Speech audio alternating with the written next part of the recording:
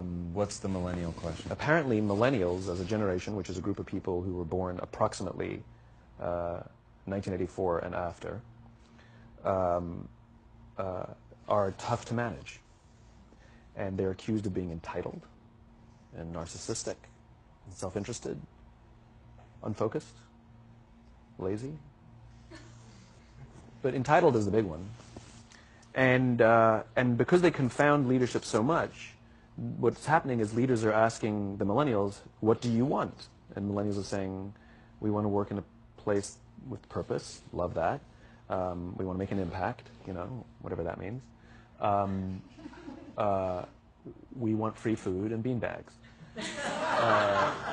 And so somebody articulates some sort of purpose, there's lots of free food and there's beanbags, and yet for some reason they're still not happy. And that's because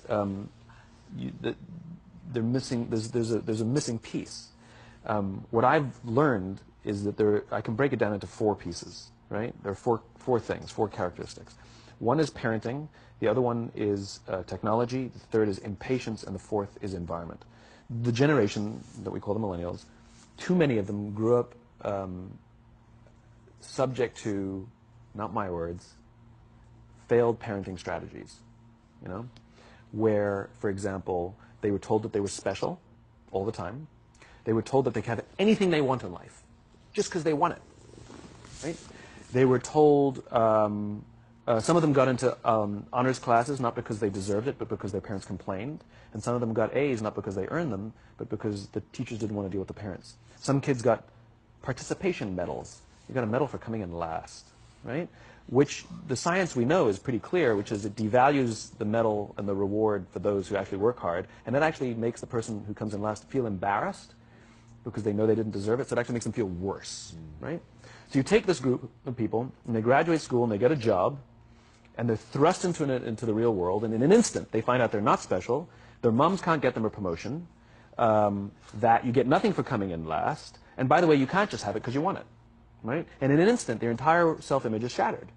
And so you have an entire generation that's growing up with lower self-esteem than previous generations. The other problem, to compound it, is we're growing up in a Facebook, Instagram world. In other words, we're good at putting filters on things. We're good at showing people that life is amazing even though I'm depressed, right? And so everybody sounds tough, and everybody sounds like they got it all figured out. And the reality is there's very little toughness, and most people don't have it figured out. And so when the more senior people say, well, what should we do? They sound like, this is what you got to do. And they have no clue. Right? So you have an entire generation growing up with lower self-esteem than previous generations, right? Through no fault of their own. Through no fault of their own, right? They were dealt a bad hand, right? Now let's add in technology. We know that engagement with social media and our cell phones releases a chemical called dopamine. That's why when you get a text, it feels good. Right? So, you know, we've all had it where you're feeling a little bit down or feeling a bit lonely, and so you send out 10 texts to 10 friends, you know, hi, hi, hi, hi, hi. Because it feels good when you get a response, right? Right? It's why we count the likes, it's why we go back 10 times to see if my Instagram is growing slower, did I do something wrong? Do they not like me anymore, right? The trauma for young kids to be unfriended, right? Because we know when you get a hit of dopamine, which feels good. It's why we like it. It's why we keep going back to it. Dopamine is the exact same chemical that makes us feel good when we smoke, when we drink, and when we gamble. In other words, it's highly, highly addictive, right? We have age restrictions on smoking, gambling, and alcohol, and we have no age restrictions on social media and cell phones, which is the equivalent of opening up the liquor cabinet and saying to our teenagers, hey, by the way, this adolescence thing, if it gets you down.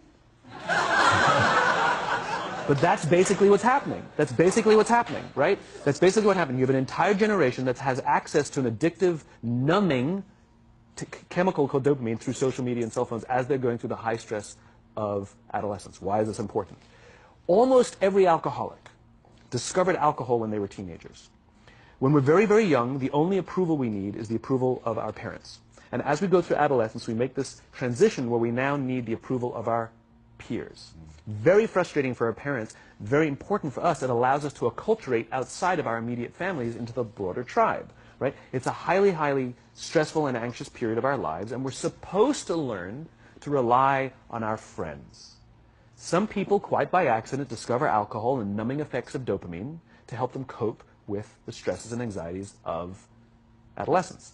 Unfortunately, that becomes hardwired in their brains, and for the rest of their lives, when they suffer significant stress, they will not turn to a person, they will turn to the bottle. Social stress, financial stress, career stress. That's pretty much the primary reasons why an alcoholic drinks, right? What's happening is because we're allowing unfettered access to these dopamine-producing devices and media, basically it's becoming hardwired, and what we're seeing is as they grow older, too many kids don't know how to form deep, meaningful relationships. Their words, not mine. They will admit that many of their friendships are superficial. They will admit that their friends, that they don't count on their friends, they don't rely on their friends, they have fun with their friends, but they also know that their friends will cancel on them as something better comes along. Deep, meaningful relationships are not there because they never practice the skill set, and worse, they don't have the coping mechanisms to deal with stress. So when significant stress starts to show up in their lives, they're not turning to a person, they're turning to a device, they're turning to social media, they're turning to these things which offer temporary relief. We know, the science is clear, we know that people who spend more time on Facebook suffer higher rates of depression than people who spend less time on Facebook. Right? These things balanced. Alcohol is not bad. Too much alcohol is bad. Gambling is fun. Too much gambling is dangerous. Right? There's nothing wrong with social media and cell phones. It's the imbalance. Right? If you're sitting at dinner with your friends and you're texting somebody who's not there, that's a problem. That's an addiction.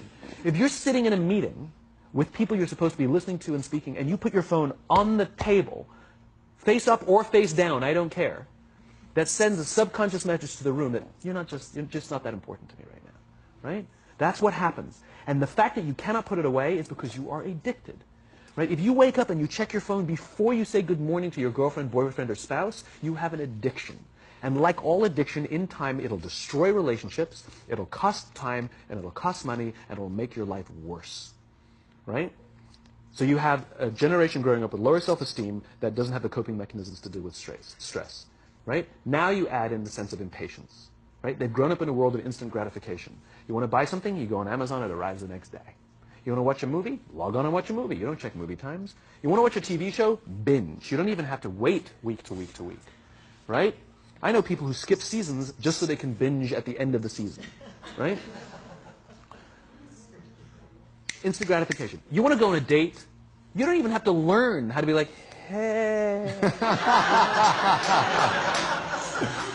You don't even have to learn and practice that skill. You don't have to be the uncomfortable one who says yes when you mean no and says no when you mean no, but yes when you... You don't have to swipe right. Bang, I'm a stud. Right? You don't have to learn the social coping mechanisms. Right? Everything you want you can have instantaneously. Everything you want, instant gratification. Except job satisfaction and strength of relationships, there ain't no app for that.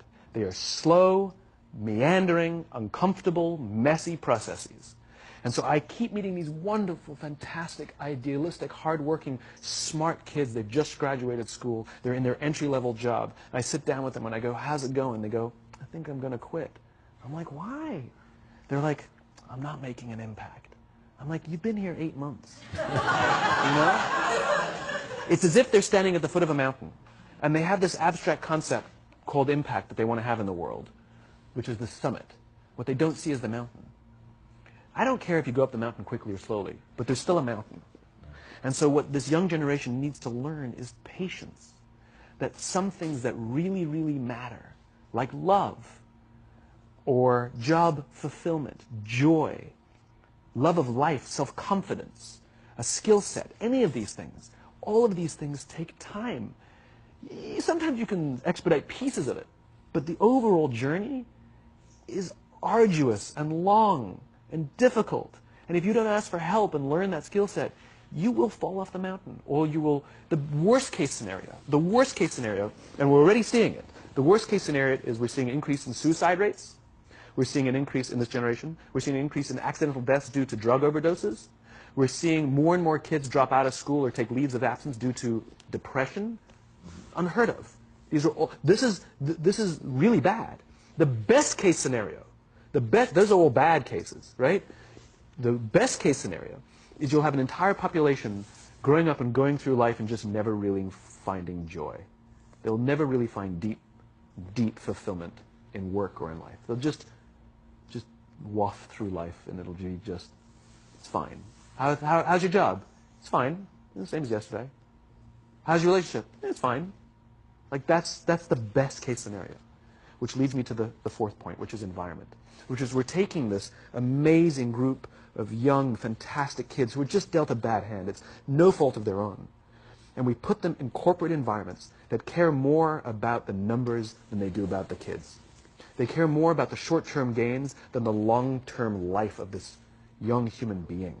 We care more about the year than the lifetime, right? And so we are putting them in corporate environments that aren't helping them build their confidence, that aren't helping them learn the skills of cooperation, that aren't helping them overcome the challenges of a digital world and finding more balance, that isn't helping them overcome the need to have instant gratification and teach them the joys and impact and the fulfillment you get from working hard on something for a long time that cannot be done in a month or even in a year. And so we're thrusting to them in corporate environments, and the worst part about it is they think it's them. They blame themselves. They think it's them who can't deal. And so it makes it all worse. It's not. I'm here to tell them it's not them.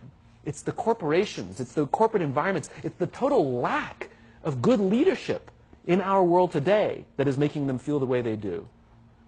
They were dealt a bad hand, and I hate to say it, but it's the company's responsibility. Sucks to be you. Like, we have no choice, right? This is what we got, and I wish that society and their parents did a better job. They didn't. So we're getting them in our companies, and we now have to pick up the slack. We have to work extra hard to figure out the ways that we build their confidence. We have to work extra hard to find ways to teach them the social skills that they're missing out on. There should be no cell phones in conference rooms. None. Zero.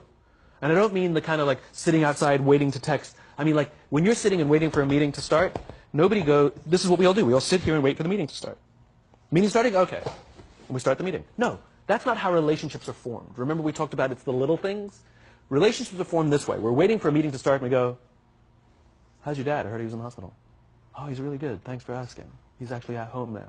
Oh, I'm really glad. That was really amazing. I know, it was really scary for a while. That's how you form relationships. Hey, did you ever get that report done? Oh my God, no, I didn't. I'll help you out. Can I help you out with that? Really? That's how trust forms. Trust doesn't form in an event, in a day. Even bad times don't form trust immediately. It's the slow, steady consistency. And we have to create mechanisms where we allow for those little innocuous interactions to happen. But when we allow cell phones in conference rooms, we just, okay, have the meeting. And then my favorite is like when there's a cell phone there and you go like this, you go. It rings and you go. I'm not going to answer that. Like, Mr. Magnanimous, you know? When you're out for dinner with your friends, like, I do this with my friends. When we're going out for dinner and we're leaving together, we'll leave our cell phones at home. Who are we calling? Maybe one of us will bring a phone in case we need to call an Uber or take a picture of our meal. That's what I was saying. Come on. I'm an idealist, but I'm not insane. You know? Not a heathen. I mean, it looked really good. We'll take one phone. And so it's like an alcoholic. The reason you take the alcohol out of the house is because we cannot trust our willpower. We're just not strong enough. But when you remove the temptation, it actually makes it a lot easier. And so when you just say, don't check your phone, people literally will go like this. And somebody will go to the bathroom, and what's the first thing we do? Because I wouldn't want to look around the restaurant for a minute and a half, you know? But if you don't have the phone, you just kind of enjoy the world. And that's where ideas happen. The constant engagement is not where you have innovation and ideas. Ideas happen when our minds wander and we go, and you see something, I bet they could do that. That's called innovation, right? But we're taking away all those little moments, right? You should not, and none of us should charge our phones by our beds. We should be charging our phones in the living rooms, right? Remove the temptation. You wake up in the middle of the night because you can't sleep, you won't check your phone, which makes it worse. But if it's in the living room, it's relaxed, it's fine. But it's my alarm clock. Buy an alarm clock. They cost $8, right? I'll buy you an alarm clock.